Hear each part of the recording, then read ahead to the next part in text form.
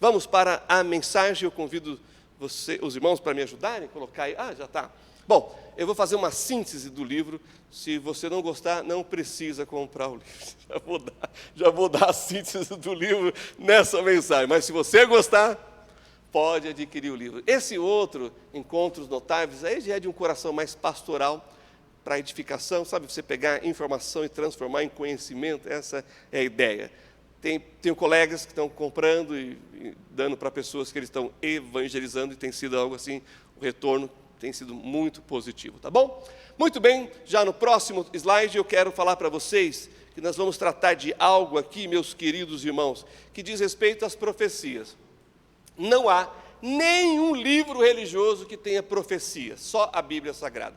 Não há nos escritos de Buda, não há no Corão, né, o livro sagrado dos muçulmanos, não há em nenhuma outra literatura religiosa profecias. O que você encontra são coisas do tipo previsão. Sabe, previsões? Essas que a gente ouve no rádio, na televisão, por exemplo, previsão do tempo para amanhã. Vai chover. Aí Deus dá uma sopradinha a mais e não chove, as nuvens vão para outro lugar. É verdade ou não é? Chegou uma hora que o pessoal estava passando tanta vergonha no rádio que eu ouvi em São Paulo, que eles falavam assim, você crava, aí a pessoa falava assim, 60%. Olha que coisa genial, né? Porque se não chover, a culpa é dos 40%.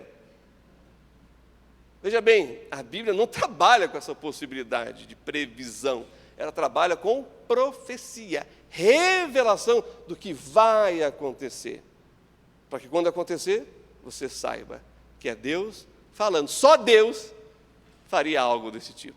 Falaria coisas que iriam acontecer no futuro, sem medo e sem preocupação alguma. Porque no tempo determinado a profecia se cumpre.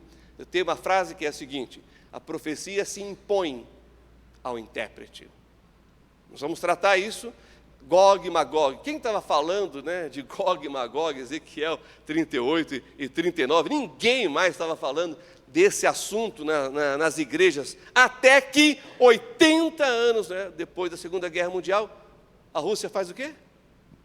Invade a Ucrânia, todo mundo é contra, menos Cuba, Venezuela, só gente boa, né?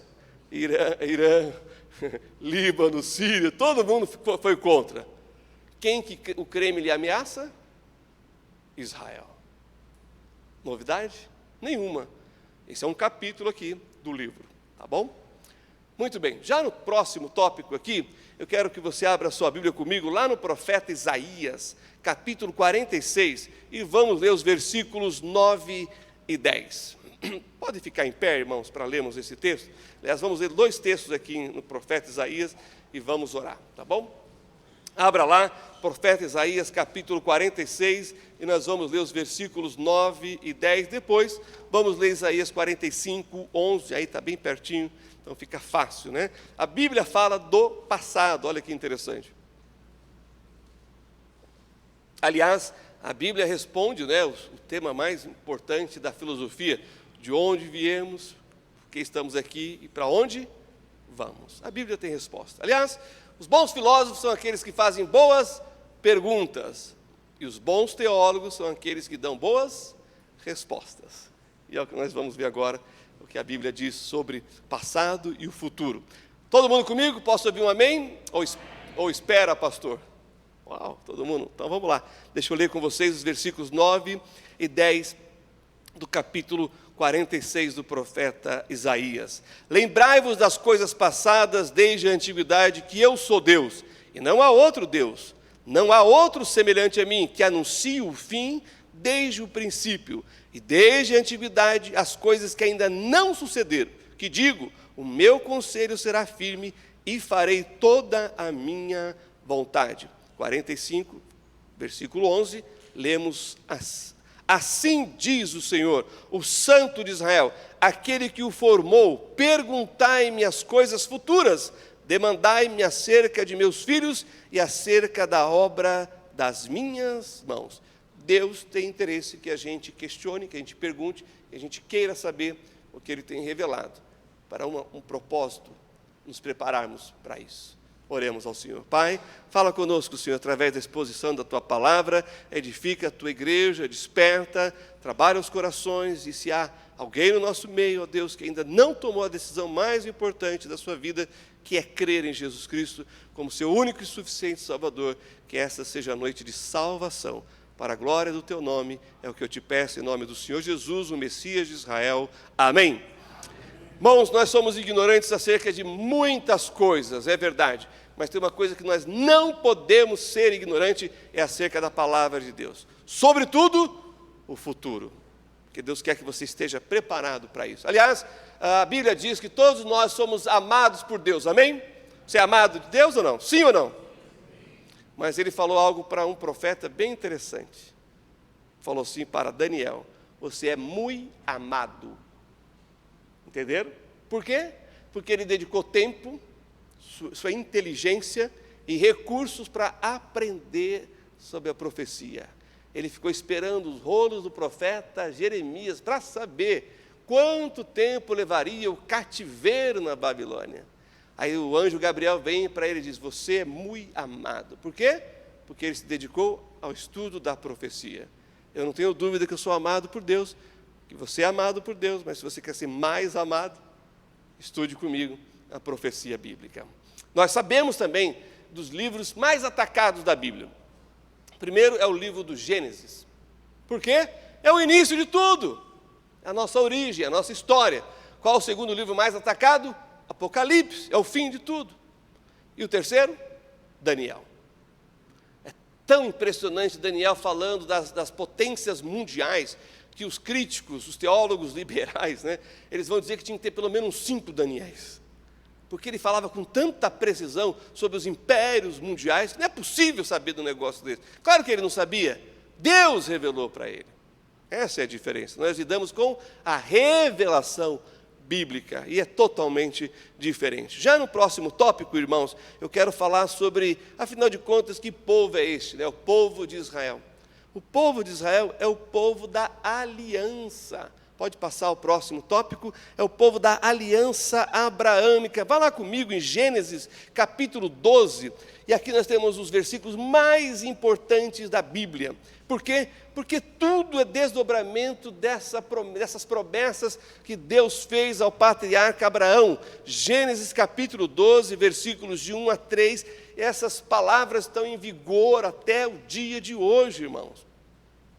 E coisas aqui ainda vão se cumprir do que foi dito aqui. Então, vá lá comigo, Gênesis, capítulo 12, versículos de 1 a 3, acompanha aí, diz assim as Sagradas Escrituras: ora, o Senhor disse a Abrão: sai-te da tua terra, da tua parentela e da casa de teu pai, para a terra que eu te mostrarei, e far-te-ei uma grande nação, e abençoar-te-ei, e engrandecerei o teu nome, e tu serás uma bênção.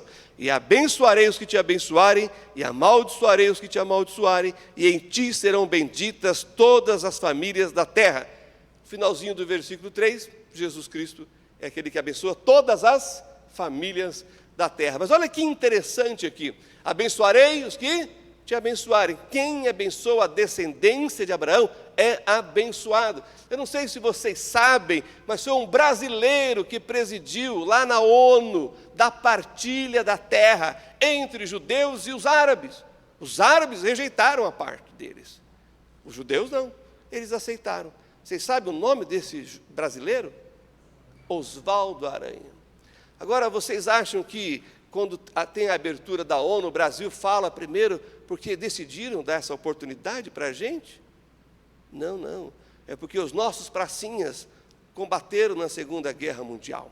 E eu tive o privilégio de evangelizar um e conduzi-lo até Cristo Jesus. E aí foi uma alegria muito grande. Ele me contou cada história que a esposa e a filha não sabiam, porque ele não falava sobre isso em casa. Deus me deu essa graça. E aí então eu fiquei sabendo de tantas coisas maravilhosas dos nossos heróis lá na Segunda Guerra Mundial. Enquanto os americanos, tem algum americano aqui? Vou falar, hein? Tem o pastor, tá bom. Então, transmita para ele aí. Enquanto os americanos faziam 10, 12, 15 voos na Segunda Guerra Mundial, os brasileiros faziam 15, 17, 20 voos. Você vai para os Estados Unidos, cada cidade lá tem um avião em homenagem a um herói. Nós temos nada aqui até hoje. e fizemos muito mais do que eles. Nosso exército foi o mais humano, a gente dividia a ração com a população lá da Itália, que estava à míngua por causa do fascismo, e os nossos soldados não violentavam as mulheres. O exército mais humano na Segunda Guerra Mundial. Vencemos batalhas que ninguém antes de nós tinha conseguido vencer. Por isso que o Brasil abre a ONU.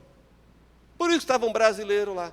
Mas olha que impressionante, irmãos, queridos, naquela finalzinho daquela década, o Brasil descobriu um negócio muito valioso, petróleo, e foi fundada uma das empresas mais valiosas do mundo. Alguém sabe o nome? Petrobras. O petróleo é nosso. Interessante, não é? Coincidência ou providência divina? Abençoarei os que te abençoarem. Mas para por aí o texto bíblico. Não amaldiçoarei aqueles que te amaldiçoarem. Desde que Israel se tornou nação, meus queridos irmãos, ali várias nações do Oriente Médio se levantaram contra Israel. Vou citar algumas. O Iraque dizia que ia destruir Israel. Aliás, no dia 14 de maio de 1948, foi o dia da independência. No dia 15 foi a guerra da independência. 7 nações árabes atacaram Israel. Qual a chance de sobreviver? País recém-formado. Mas não esqueçam, né, os judeus, antes deles terem um país, eles tinham uma universidade, a Universidade Hebraica de Jerusalém. Antes deles terem um país, eles construíram uma cidade, a cidade de Tel Aviv, Tel, monte da primavera, e um tel de areia, porque eles construíram a cidade na beira da praia. Vocês estão entendendo? Sabe quem foi o presidente honorário lá na Universidade Hebraica de Jerusalém? Um cientista pouco conhecido chamado Albert Einstein. Começaram bem, né? Estão entendendo? 7 nações. O que é o Iraque hoje, irmãos? Um dos países maior produtor de petróleo. O que é o Iraque hoje? A Síria, inimiga de Israel. O que é a Síria hoje? Guerra civil há 13 anos, mais de 1 milhão de mortos. O que é o Líbano hoje? Todos inimigos declarados de Israel. O que é o Líbano hoje? Eles estão 5 anos atrasados na educação das crianças. E numa média, não estou falando no coisa alta, não, daqui estão 5 anos para trás. Quem domina lá? Hezbollah. E agora, o Egito e a Jordânia que fizeram paz com Israel. Estão bem lá no Oriente Médio. Abençoarei os que te abençoarem e amaldiçoarei os que te amaldiçoarem. Talvez ainda a gente veja uma nação que tenha ameaçado Israel ter um fim mais ou menos como esses dessas nações. Alguém sabe de quem eu estou falando? O Irã. Talvez a gente viva, antes do arrebatamento, ver o que vai acontecer com o Irã. Porque eles têm se levantado contra quem, em última instância? Contra o povo de Israel? Não, contra Deus. Todo mundo que se levanta contra Israel e contra a igreja de Jesus Cristo está se levantando contra quem, meus irmãos? Deus. Tem como eles vencerem? Não. Já no próximo tópico, eu quero ler com vocês ainda, lá em Isaías, vai lá comigo novamente, capítulo 43, versículo 1. Deus formou Israel. Acompanhe comigo esse versículo, porque ele é precioso. Diz assim, vamos lá, profeta Isaías, capítulo 43, versículo 1. Diz assim: mas agora assim diz o Senhor que te criou, ó Jacó, e que te formou, ó Israel, não temas, porque eu te remi, chamei-te pelo teu nome, tu és meu. Chamei-te pelo teu nome, esse nome Israel, o El no final é Deus, é o nome de Deus no singular. É a única nação no mundo que tem no seu nome o nome de Deus. Mas tem aqui 2 verbos, tem um trocadilho aqui muito interessante que não dá para perceber muito bem assim no português, mas vocês vão entender agora.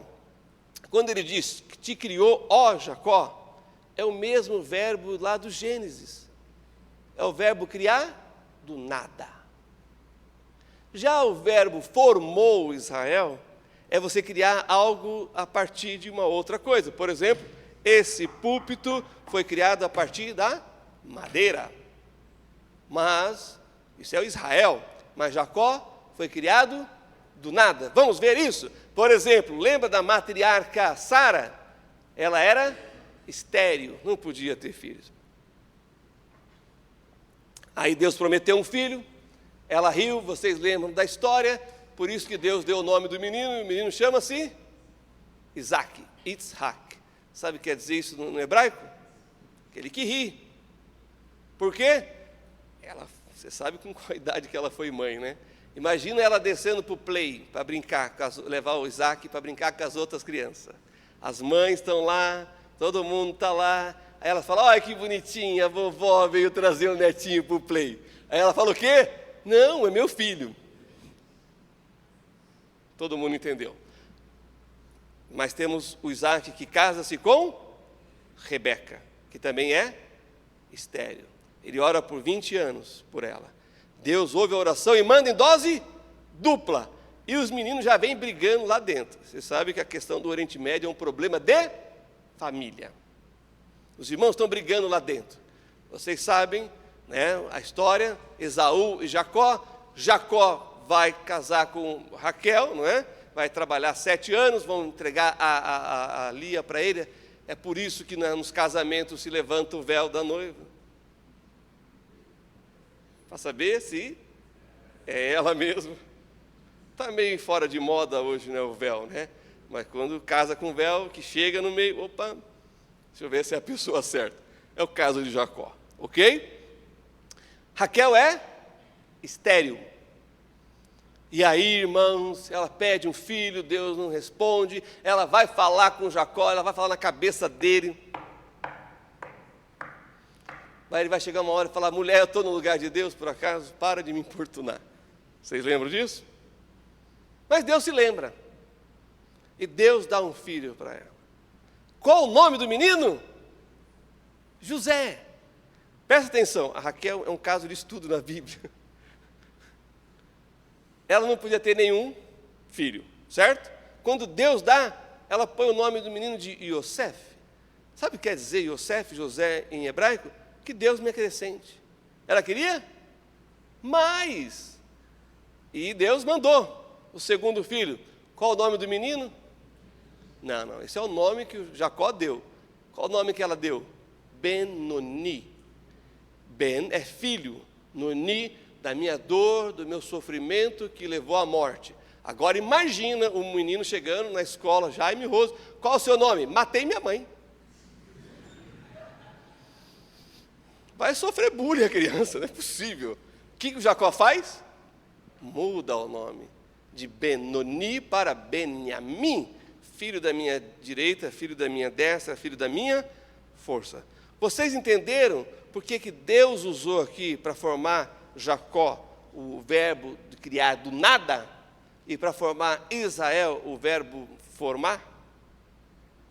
É por isso. Já no próximo tópico, irmãos, eu quero ver aqui para vocês, fazer a seguinte pergunta: por que Deus criou Israel? Ainda em Isaías 43, leia comigo o versículo 7. A todos que são chamados pelo meu nome, eu os criei para a minha glória, os formei e também os fiz. Para não ter dúvida, Deus usa 3 verbos aqui. Eles foram criados para a glória de Deus. Olha o versículo 10. Vós sois as minhas testemunhas, diz o Senhor, o meu servo a quem escolhi, para que o saibais e me criais e entendais que eu sou o mesmo, e que antes de mim Deus nenhum se formou, e depois de mim nenhum haverá. Deus criou Israel para serem as suas testemunhas. Se você quer uma prova cabal, física, concreta, da existência de um Deus Criador, olhe para a nação de Israel. E se você quer se conhecer como nação, olhe para a nação de Israel, porque é assim que Deus quer tratar com as nações, assim como Deus tratou com Israel. Olha que interessante, se você tem a água de um lago, e você quer saber se essa água é boa ou não, você examina o lago todo? Não, você pega uma amostra. Israel é a amostra. Leva para o laboratório, o que der lá, você diz que é a água do lago. Quer saber como é que Deus quer trabalhar com a nação brasileira? Olha para a história de Israel, irmãos. É isso. Eles são suas testemunhas. Quer dizer que eles são santinhos, perfeitos? Não, são pecadores também. Aliás, muitos nem creem em Jesus como seu Salvador. Assim como a maioria dos brasileiros também não. É da boca para fora. Tá certo? Mas é isso que o texto está dizendo aqui para a gente. Versículo 14 diz assim: assim diz o Senhor, vosso Redentor, o Santo de Israel, por amor de vós enviei a Babilônia, e a todos fiz descer como fugitivos os caldeus nos navios com que se vangloriavam. Deus tem um quê com eles, porque Deus colocou neles o seu nome e as suas promessas. Por isso que Deus continua trabalhando com Israel até o fim. Mas a palavra-chave aqui é a palavra redentor, que é a palavra Goel, aquele que redime, que resgata o outro semelhante a ele. Por isso que Jesus tomou forma humana e veio a este mundo, subiu naquela cruz e morreu para nos salvar, para salvar a humanidade, o ser humano. Por isso que Jesus tomou forma humana, para ser o redentor, para ser aquele que vai redimir a raça humana, sem pecado, nascido de uma virgem, lá na cidade de Belém, não é? De acordo com a profecia messiânica de Gênesis 3:15, que fala que ele nasceria da semente da mulher. Já no próximo slide, irmãos, deixa eu mencionar uma coisa muito importante para a gente aqui, me referindo ao Daniel. A profecia bíblica está baseada sobre um povo. Que povo é esse? Israel. E sobre uma cidade. Que cidade é essa?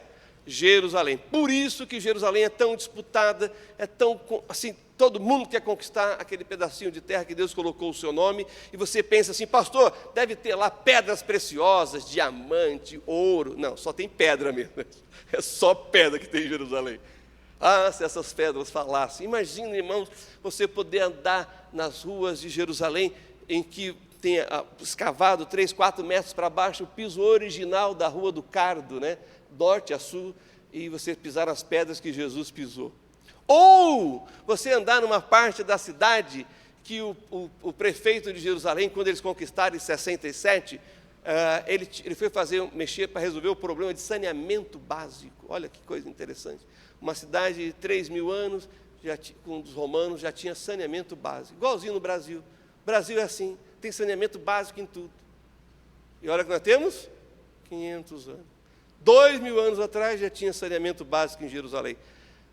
Todo ano que eu vou para Israel, eu ando um pouquinho mais dentro do esgoto de Jerusalém. Eles estão escavando o esgoto de Jerusalém. Não é mais esse, né? Agora é um outro. E do lado, a escadaria, irmãos, isso é de arrepiar, em que o sacerdote descia lá do monte do templo, ia com uma jarra de ouro para buscar a água do tanque de Siloé e derramar sobre o altar. Eles estão escavando. Cada ano que eu vou para Jerusalém, a gente anda uns metros para dentro disso. Imagina, eles estão escavando a história de 2.000 anos atrás. Além de outros lugares que a gente entra lá, que é simplesmente incrível. Pensa comigo, o túnel de Ezequias, quando o Senaqueribe veio cercar Israel, e ele então mandou fazer um canal, quase 900 metros na rocha. Sai o pessoal, a equipe de cima, a equipe de baixo, e eles vão na picareta e eles se encontram no meio do caminho, sem GPS, sem tatuzão, nada disso. 2.600 e poucos anos atrás. É o único lugar que tem uma placa de monumento aos operários. Não é o rei, não é o governador, não é o prefeito, deputado, não. É aos trabalhadores, noite e dia, para proteger a cidade do inimigo. Imagina um negócio desse. Você andar e ainda ter água até aqui na virilha. Olha que sensação que é um negócio desse. Isso é um pouco de Jerusalém, mas vamos nos conter até aqui. Já no próximo tópico, deixa eu dizer uma coisa para vocês muito importante. Quando Deus olha de cima para baixo, quem ele vê? Como ele divide a raça humana? Veja bem, Deus não faz acepção de pessoas, mas Deus divide a raça humana. Nós dividimos a raça humana. Vá lá para 1 Coríntios 10:32. Por exemplo, nós dividimos a raça humana geograficamente. Nós temos os continentes. Continente europeu, asiático, Oceania, continente africano, as 3 Américas, não é? Nós dividimos o mundo também, meus queridos irmãos, economicamente.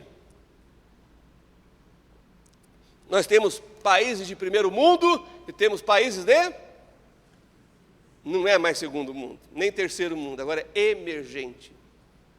Isso é coisa de político, irmãos. Eles mudam o nome e resolvem o problema. Não existe mais favela. Nós temos o que agora? Comunidade. Acabou, não tem mais favela. Mudou o nome. economicamente falando, mas também dividimos o mundo politicamente. Você tem de um lado o socialismo e do outro lado você tem o capitalismo. E Deus? Como é que Deus divide a raça humana? 1 Coríntios 10, 32 diz assim: portai-vos de modo que não deis escândalo nem aos judeus, nem aos gregos, nem à igreja de Deus. Entenderam? Quais são os três grupos? Judeus. O segundo grupo são os gregos, representando os gentios. Quem são os gentios? Os não-judeus, as demais nações. E existe um terceiro grupo, a igreja. O que é a igreja? Judeus e gentios que creem em Jesus Cristo. Qual é a condição espiritual dos outros dois primeiros grupos? Judeus e gentios, 100% pecadores. Qual é a condição espiritual da igreja? 100% pecadores redimidos. Nascidos de novo, salvos. Estão entendendo? Se você entender isso aqui, na sua leitura bíblica e interpretação, 50% dos problemas teológicos de interpretação bíblica estão resolvidos. Porque você lê a Bíblia e você tem que perguntar quem está falando, para quem está falando, o que está falando, por que está falando. Então, ora Deus está falando com as nações, e Ele é o juiz das nações, o Senhor Jesus. Ora Ele está falando com Israel, e o Senhor Jesus é o rei de Israel. Ora Ele está falando com a igreja, Ele é o Senhor da igreja. Entenderam? Tem gente que quer pegar as bênçãos de Israel e aplicar para a igreja. Não as maldições ninguém quer. E vão misturando a coisa. Não. Se você separa, você consegue entender melhor a Bíblia fazendo essas simples perguntas, tá bom? Já no próximo tópico, nós estamos num momento chamado Era da Igreja, a dispensação da igreja. O Senhor, então, tem agido através da igreja, espalhado a igreja, ide por todo mundo, pregai o evangelho a toda criatura e assim por diante, e o Senhor edificaria a sua igreja e as portas do inferno não prevaleceriam contra ela, mas Deus continua trabalhando com Israel. O passado de Israel, Romanos 9, o presente de Israel, Romanos 10, e o futuro de Israel, Romanos 11. Deus continua trabalhando com Israel, já vou dizer em como Deus tem trabalhado com Israel, mas avançando para o próximo tópico, nós temos a igreja, o templo espiritual do Messias. Não podemos confundir, não podemos misturar, porque assim a gente entende melhor o que Deus está falando. Agora, próximo tópico, nós também vivemos na diáspora judaica. Os judeus foram expulsos no ano 70 depois de Cristo, e no século VII os muçulmanos conquistaram Jerusalém, e para comemorar a vitória eles construíram um monumento chamado Domo da Rocha, que hoje é a cúpula dourada. E o que vocês estão vendo aí dourado é de ouro mesmo. Antes era preto, e eles pintaram lá de ouro, com ouro de verdade. É realmente algo impressionante. Vou falar também depois, nosso tema é justamente Israel e o final dos tempos, sobre a construção do terceiro templo. Também é um capítulo aqui no meu livro, se você quiser aprofundar, só adquirir. Tá bom? Quem está lá? O monumento islâmico. Na onde? No Monte do Templo. O que é impressionante é que os judeus já escavaram o Monte do Templo. Ele é um queijo suíço, a gente entra lá dentro, a gente anda em tudo, e você vai ver nas evidências da presença do templo e judaica ali. É assustador, aquelas pedras de não sei quantas toneladas, como vieram parar aqui, eles fizeram aqui, porque eu não sei se vocês sabem, o Herodes ampliou aquilo, são alguns campos de futebol lá em cima, mas tinha parte que não era plano, era acidentado. Ele fez essas colunas e aterrou em cima. Vocês estão entendendo isso? Estou pensando em 2000 anos atrás. Tem um vão, como a gente... lá em cima, terra. É um negócio assim impressionante. Já no próximo tópico, como Deus tem trabalhado com Israel hoje, irmãos, profeticamente. Alguns textos que eu vou ler aqui são textos que vão acontecer só no milênio, mas os judeus estão fazendo aquilo, e eles estão se baseando nesses textos que vão acontecer só no milênio. Próximo. O que está acontecendo? Como é que Deus tem trabalhado com os judeus? Os judeus têm voltado para Israel. Vá comigo para o profeta Ezequiel, capítulo 34.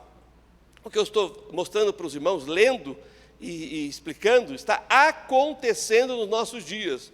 Veja bem, eu não estou falando, antes de 48, que vai acontecer. Eu estou lendo um texto que as coisas que está escrito no texto bíblico está acontecendo. Nós estamos vivendo o cumprimento dessas profecias. Elas estão parciais, mas elas estão aumentando a sua intensidade, até que ela se cumpra na sua totalidade. Mas isso, meus queridos irmãos, está acontecendo nos nossos dias. Não dá para negar. Imagina o pessoal que dizia que Israel nunca mais seria nação. O que eles fizeram depois que Israel se tornou nação?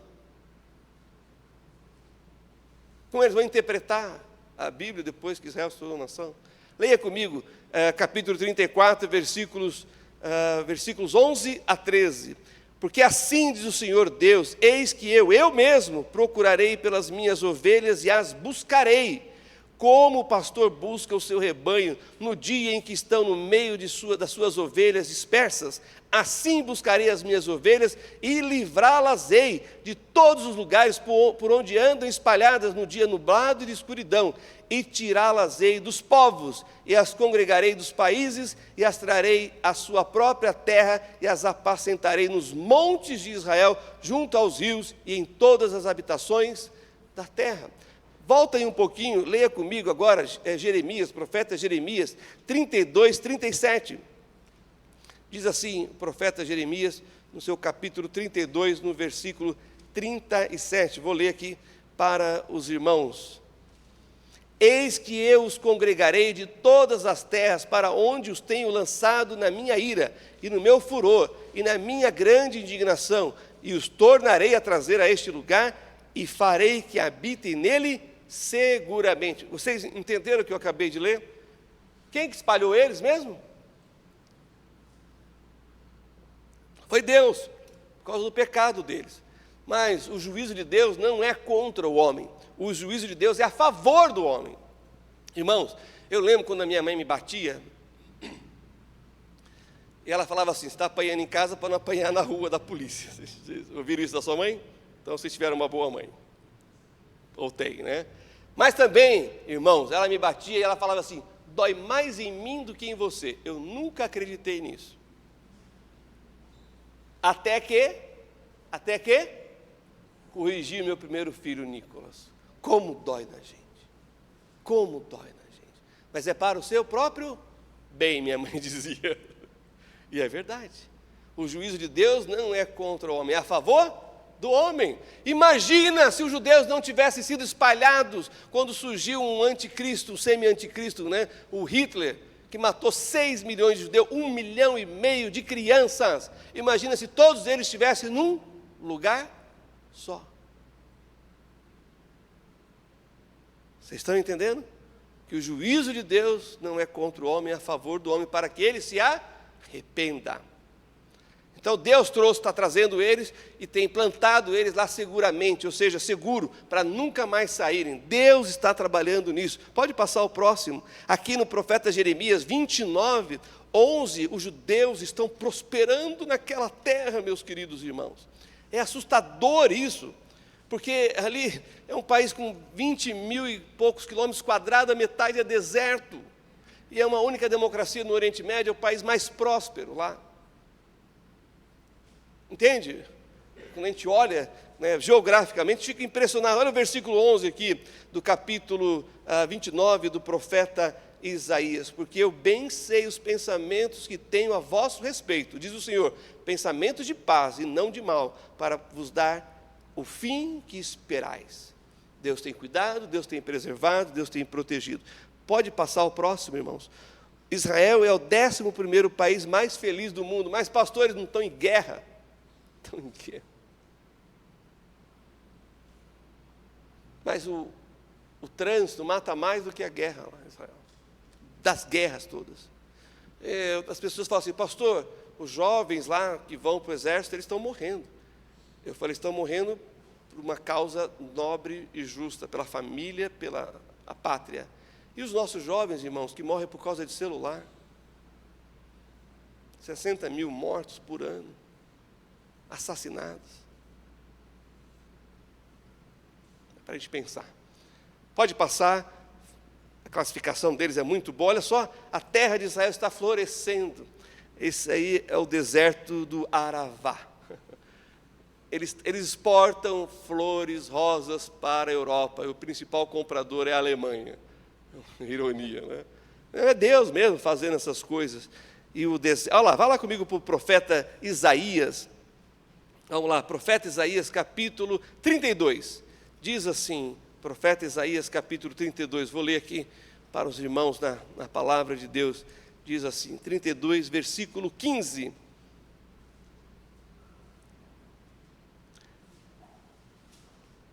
Até que se derrame sobre nós o Espírito lá do alto, então o deserto se tornará em campo fértil, e o campo fértil será reputado por um bosque. Israel foi o único país no mundo que fez o deserto recuar, irmãos. Eles plantaram em 100 anos, antes de serem nação, 20 milhões de árvores em 100 anos. O sistema de gotejamento só pinga aquilo que a planta precisa. Nada, não tem desperdício. E olha que fica 6, 7 meses sem chover em Israel. Mas eles têm um processo de dessalinização da água. E assim por diante. Pode passar o próximo. Olha, irmãos, pode passar.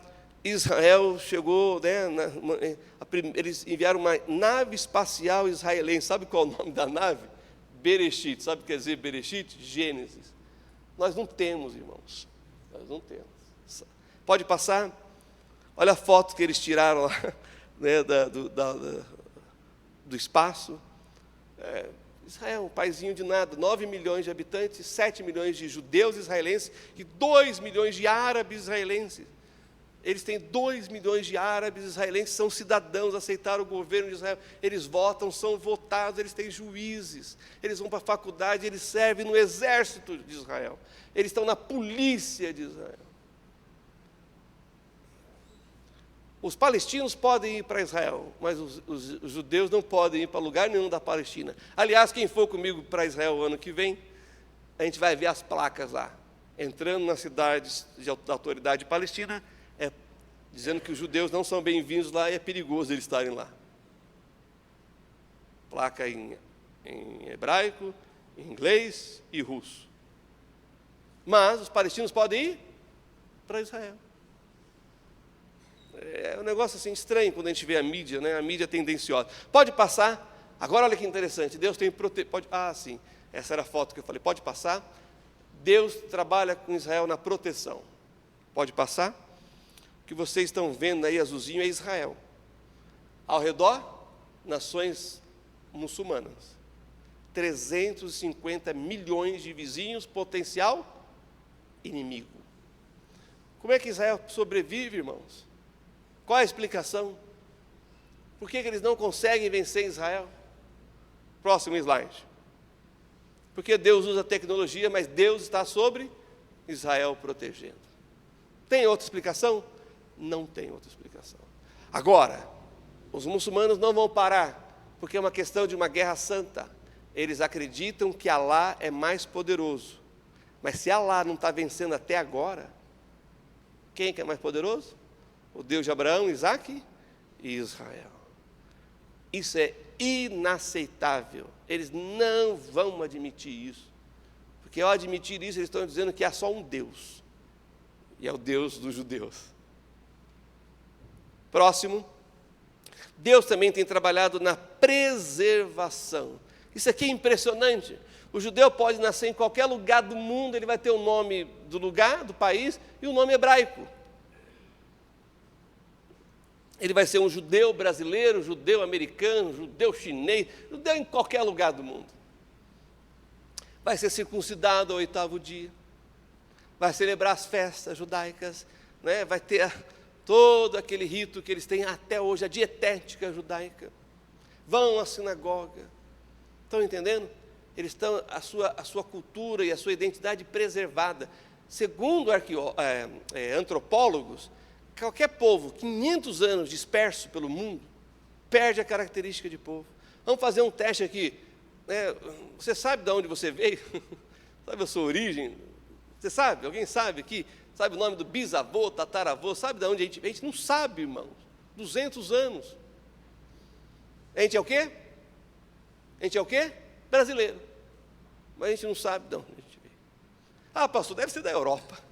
Deve ter africano, deve ter os indígenas. Não é assim que a gente fala? Ele sabe de onde eles vieram. Ele sabe quem eles são. Estão entendendo? 500 anos se perde. Eles ficaram 1.900 e poucos anos dispersos pelo mundo, mas a sua identidade preservada.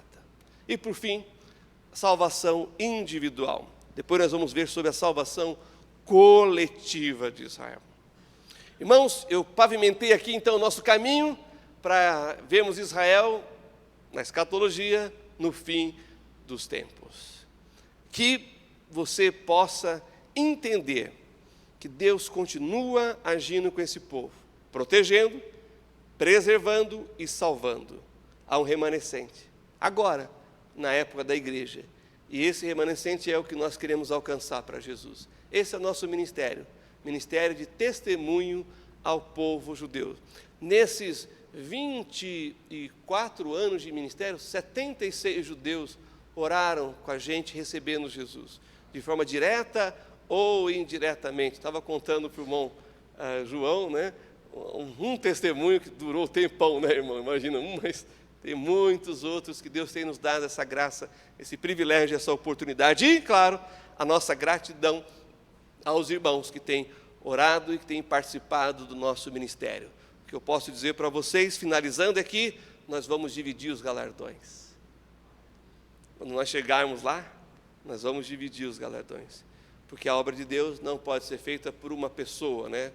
Acho que é um dos assuntos do último livro do pastor Rômulo, né? A obra de Deus não é feita por uma pessoa, é feita pela igreja, por muitas pessoas que amam a Deus e obedecem a sua palavra. Feche seus olhos, abaixe sua cabeça, o pastor Fabiano vai chegar e vai orar.